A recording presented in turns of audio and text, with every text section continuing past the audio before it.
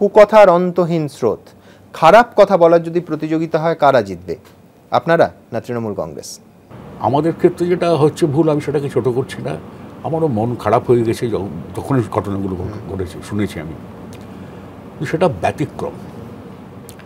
বামপন্থীদের কালচার সম্পর্কে এত বড় প্রশ্ন করাটা বোধহয় ঠিক না।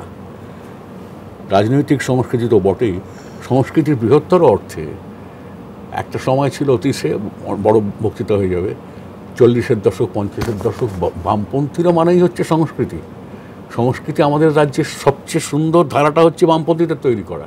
সেটাই তলানিতে, সে পারফর্মিংয়ে বলুন, এতে বলুন, সাহিত্যে বলুন, আপনি পেন্টিংসে বলুন, গানে বলুন, নাটকে বলুন, সেই ধারাটাকে আমরা মূলত বহন করছি। কিছু ব্যতিক্রম হচ্ছে, ব্যতিক্রম হয়েছে, সেটা অন্যায়, খুব অন্যায়। কিন্তু তৃণমূলের তো সেটাই ধারা, সেটাই হচ্ছে মূল ধারা, এটাই পার্থক্য। কিন্তু আমার কাছে এর থেকে উদ্বেগ, কিন্তু যেটা আমার কাছে আরো বেশি উদ্বেগ, জাস্ট বলি আপনাকে আজকে, এই লং টার্মে কি হচ্ছে ছেলে মেয়েদের। আজ যারা কলেজে পড়ছে, বুদ্ধিমান ছেলে মেয়ে পড়ছে, বই পড়ছে, কম্পিউটার ঘাঁটছে, মেইল ঘাঁটছে, নেট ঘাঁটছে, এই রাজনীতি, এদের থেকে রাজনীতি করব? আমাদের একটা অন্য স্তরের জন্তু, মানে জীব ভাবছে, তখন মাঝে মাঝে ভয় লেগে যায়, খারাপ লাগে, রাজনীতি তো এই করতে, তাহলে এলাম কী করতে? অল্প বয়সী ছেলেমেয়েরা আমাদের ঘৃণা করে।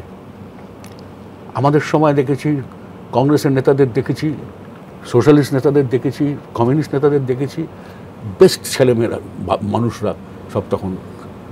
আমার হেডমাস্টার মশাই ছিলেন কংগ্রেসের একজন কর্তা, তাকে আমি আজীবন শ্রদ্ধা করেছি। আমার পাড়ায় সোশ্যালিস্ট লিডারকে দেখেছি। আমরা রাজনীতি যারা করি, আমরা একটা মূল্যবোধে বিশ্বাস করি।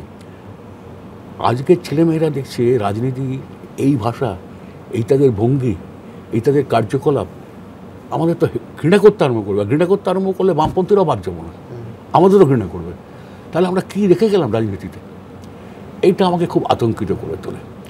নতুন জেনারেশনের কাছে আমাদের ভাবমূর্তি যদি না পাল্টায়, সব শেষ হয়ে যাবে। ভয়ঙ্কর খারাপ, ভয়ঙ্কর অপরাধ। এবং আমি এটা নিজের সাধ্যমতো আমি চেষ্টা করে যাব, যতটা ক্ষমতা আমার আজ চেষ্টা করে যাবো, যেন এদিক থেকে এটা না হয়, বামপন্থীরা যেন এ ভুল না করে।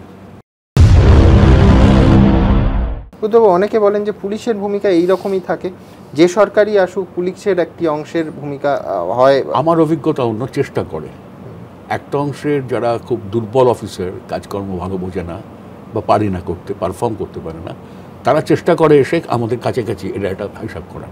আমিও দেখেছি, আমার সময় হয়েছে, আমি তাদের একদম সরিয়ে রেখেছিলাম। আমি কাজ দেখে তাদেরকে